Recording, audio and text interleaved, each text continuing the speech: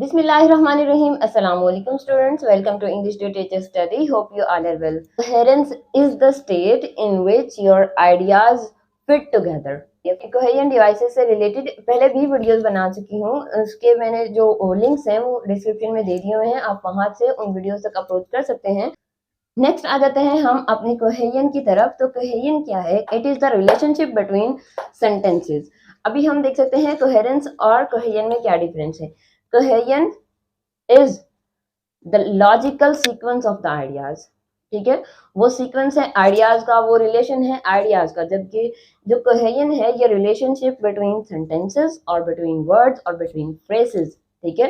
Phrases में या clauses में किसी भी तरह का रिलेशन बनाने के लिए हम कोहेरेंट का यूज करते हैं। तो there are two devices of coherent, grammatical coherent and lexical coherent. Grammatical coherent is further divided into 4 forms, types, kinds, कुछ भी कह सकते हैं।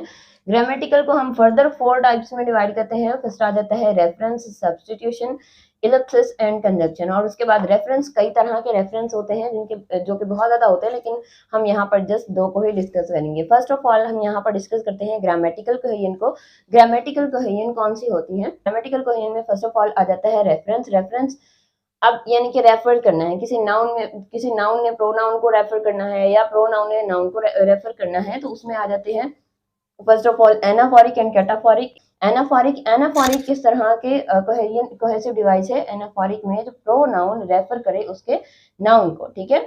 When a pronoun refers to a noun, यानी कि सेंटेंस में पहले कोई नाउन यूज किया गया है और उस नाउन की जगह पर हम नेक्स्ट सेंटेंस में कोई प्रोनाउन यूज करते हैं, जो कि हम आम तौर पे जो नॉर्मली हम अपने सेंटेंसेस में यूज कर सकते हैं। For example, Ahmad is a good boy, Ahmad is a Muslim, is also a good student, Ahmad is an obedient boy, ठीक है। अब यहाँ पर हम अहमद कहने की बजाय हम अहमद की जगह पर अगर ही का यूज कर लेते हैं तो वो एनाफोरिक में आ जाएगा।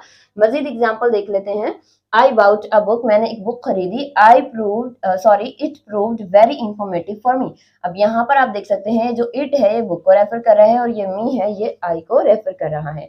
नेक्स्ट आ जाता है कैटाफोरिक। कैटाफोरिक में जब नाउन रेफर करे प्रोनाउन को, यानी कि सेंटेंस में पहले प्रोनाउन यूज किया गया है और वो प्रोनाउन किसके लिए आया है, वो जब हम सेकंड सेंटेंस को पढ़ते हैं या उस सेंटेंस के दूसरे पार्ट को पढ़ते हैं फिर हमें पता चलता है। यानी कि नाउन की बजाय पहले प्रोनाउन को यूज किया जाए और बाद में उस नाउन का जिक्र किया जाए। For example, he learned the way to live, ठीक है, उन्होंने सिखाया जीने का तरीका। My teacher is my ideal, मेरे टीचर मेरे लिए एक मिसाली शख्स हैं, एक मिसाली शख्सियत है। तो यहाँ पर अगर ये जो ही है ये टीचर के लिए यूज किया जा रहा था और टीचर का जिक्र बाद में किया है, तो ये होता है cataphoric. I hope you all understand anaphoric and cataphoric. These are the two most important in reference. There are many types of references, but these two are the main. ठीक है। नेक्स्ट आ जाता है सब्स्टिट्यूशन। सब्स्टिट्यूशन में हम क्या करते हैं? हम अपने सेंटेंस में गैर जरूरी रिपीटेशन को खत्म करने के लिए हम सब्स्टिट्यूशन का यूज करते हैं। यहाँ पर यानी कि वर्ड वही होता है, हम उसकी जगह पे फॉर एग्जांपल हमने सिनोनिम यूज कर लिया या कोई और प्रोनाउन यूज कर लिया, उसके कहते हैं सब्स्टिट्यूट। जैसे कि नेम से ही शो हो रहा है, मुतबादिल, ठीक है।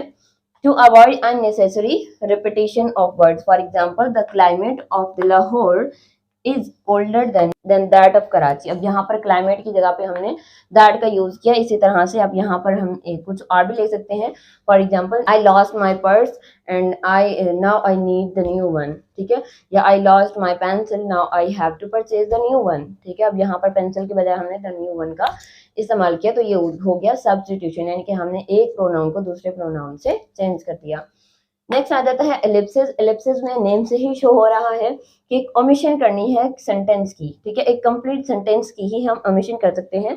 यहाँ पर आप इसमें जो आम रूटीन में हम सेंटेंसेस यूज करते हैं, हमसे अगर पूछा जाता है do you like tea, so we say yes I do, ठीक है। हम ये नहीं कहते yes I like tea, complete sentence नहीं कहते, हम जस्ट इतना ही कह देते हैं यस आई डू, ठीक है। या इस तरह से did you came here yesterday, yes I did, ठीक है। यानी कि कंप्लीट सेंटेंस के बजाय हम सिंपल छोटा सा आंसर देते हैं और बाकी सेंटेंस को ओमिट कर देते हैं, तो वो हो जाता है हमारा एलिप्सिस। यहाँ पे फॉर एग्जांपल यहाँ पे हम इसकी एग्जांपल देख सकते हैं, I want to study but I can't, ठीक है, मैं पढ़ना चाहती थी लेकिन मैं नहीं पढ़ सकी। अब यहाँ पर हम इसका ट्रांसलेशन तो हम ऐसे ही करेंगे ना कि नहीं पढ़ सकी। यहाँ पर आई कांट स्टडी भी लिख सकते हैं, यानी कि कंप्लीट सेंटेंस बनेगा बट आई कांट स्टडी, लेकिन हम यहाँ से हमने स्टडी को ओमिट कर दिया है, लेकिन जो सेंटेंस है हमारा वो अपना कंप्लीट मीनिंग दे रहा है।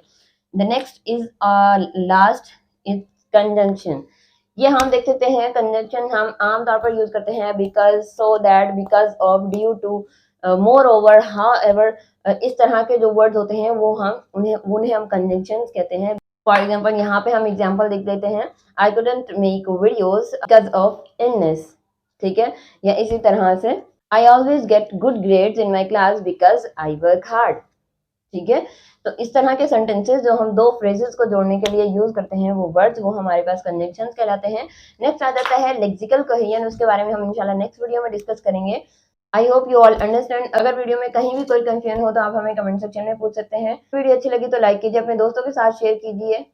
To learn English stay with us, remember me in your prayers. मिलते हैं अपने नेक्स्ट वीडियो में। अल्लाह हाफिज।